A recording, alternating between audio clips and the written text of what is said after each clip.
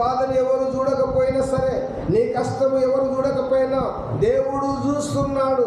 నువ్వు మంచి పని చేసినా దేవుడు చూస్తున్నాడు, నువ్వు చెడు పని చేసినా దేవుడు చూస్తున్నాడు.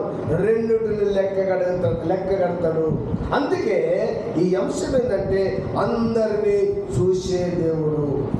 మంచి వాళ్ళను చూసేవాడు, చెడ్డ వాళ్ళను చూసేవాడు, పిల్లలను చూసేవాడు, పెద్దలను చూసేవాడు, లేనులను చూసేవాడు, ఉన్నలను చూసేవాడు. దేవుడు అందరినీ చూస్తున్నాడు. కింది వచ్చిన వాళ్ళు అంటున్నాడు. ఇంకో కింది వచ్చిన చదువున్నామంటే 27వ వచనం, నా మట్టుకు నేను చూచెదను, నా మట్టుకు మాత్రం నేను చూస్తా. నేను అనుకున్నాను, యోబుకు భార్య ఉన్నది, యోబుకు పిల్లలు ఉన్నారు, యోబుకు బంధువులు ఉన్నారు, యోబుకు అందరు అందరు చుట్టూ అందరు బంధువులే. కానీ అందరి గురించి చెప్పుకుంటలేడు ఆయన. నా మట్టుకు నేను దేవుణ్ణి చూస్తా, నా మట్టుకు నేను దేవుణ్ణి చూస్తా. నీ కష్టాన్ని చూసే దేవుడు అని చెప్తున్నా, నీ కన్నీరు చూసే దేవుడు, నీ బాధను చూసే దేవుడు. ఒక అమ్మకు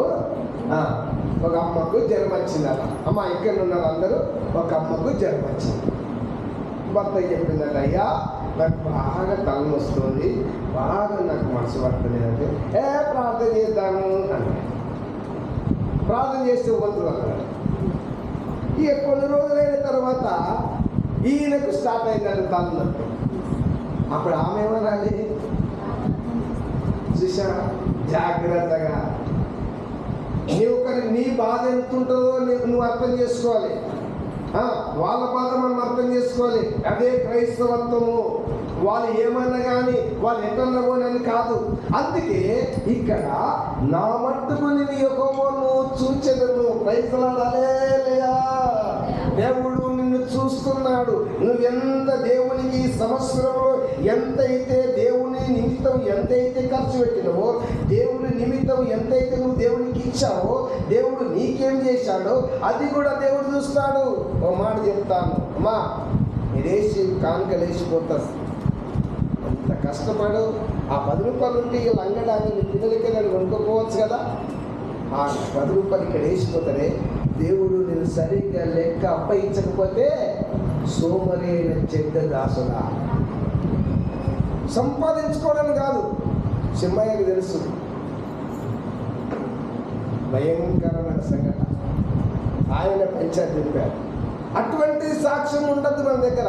క్రైస్తవుడు ఎలా ఉండాలంటే చాలా జాగ్రత్తగా ఉండాలి. అందుకే నేను చెప్పే మాట ఏంటంటే, ఇక్కడ చూస్తున్నా ఆయనను నేను చూచెదను. ప్రైజ్ హల్లెలూయా. నీ పంటను చూసే దేవుడు, నీ పశువులను చూసే దేవుడు, నీ పిల్లలను చూసే దేవుడు, నిన్ను చూసే దేవుడు, నీ కుటుంబాన్ని చూసే దేవుడు. దేవుడు నా కుటుంబాన్ని చూస్తున్నాడు. ఎవరు చూడకపోవచ్చు. ఒకవేళ నీ భర్త సాటుకు భార్య చూడకపోవచ్చు, భార్య సాటుకు భర్త చూడకపోవచ్చు, కానీ దేవుడు మాత్రము చూస్తున్నాడు. అందుకే ఇంకొక మాటను చూద్దాం. చూడండి, యోబు గ్రంథంలో ఒక మాట 34వ అధ్యాయము 21వ వచనంలో ఒక మాట చూడమ్మా.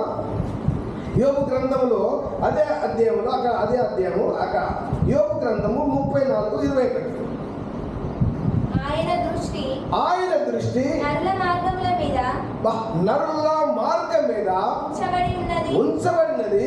ఆయన ఏంటంట? ఆయన వారి నడకలన్నీ కనిపెట్టి చూస్తున్నాడు. నువ్వు ఎక్కడికి పోతున్నావు? ఇలా ఆదివారం అని తెలియదా? ఇలా దేవుని సన్నిధిలో ఉండాలని తెలియదా? మరొకసారి చదవడం ఏమంటాడు? ఆయన దృష్టి నరుల మార్గం మీద ఉంచబడినది. ఆయన వారి నడకలన్నీ కనిపెట్టి చూస్తున్నాడు. వారి నడకలన్నీ కనిపెట్టి చూస్తున్నాడు. నీ యొక్క నడక ఎక్కడికి నడవాలి? ఆదివారం నీ నడక ఎక్కడికి వెళ్ళాలి? నీ యొక్క నడక, వారి నడకలన్నీ ఆయన కనిపెట్టి చూస్తున్నాడు.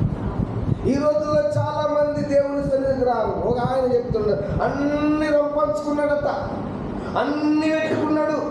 2 సంవత్సరాల కొరకు అడ్డు సంపాదించుకున్నాడు, అన్ని సంపాదించుకున్నాడు, ఇల్లు బిల్లం కట్టుకున్నాడు, దేవుడిని పక్క పెట్టిండు.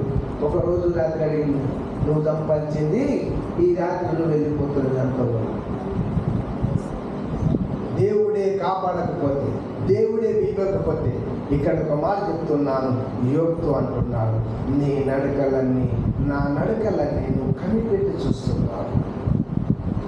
మంచిదన కొరకు ఎంతసేపు నడిచావు, చెడ్డదాని కొరకు ఎంతసేపు నడిచావు. అందుకేనా నీకు కాళ్ళు ఇచ్చింది, అందుకేనా నీకు దేవుడు ఆరోగ్యం ఇచ్చిండు, అందుకేనా దేవుడు నీకు అన్నిచ్చింది. దేవుడిని పక్కన పెట్టేస్తావు, దేవుడే మర్చిపోతాడు.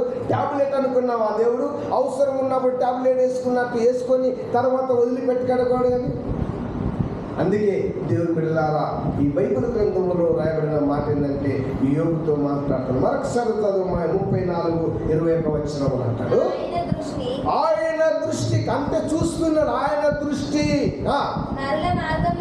నరుల మార్గం మీద ఉంచబడి ఉన్నది.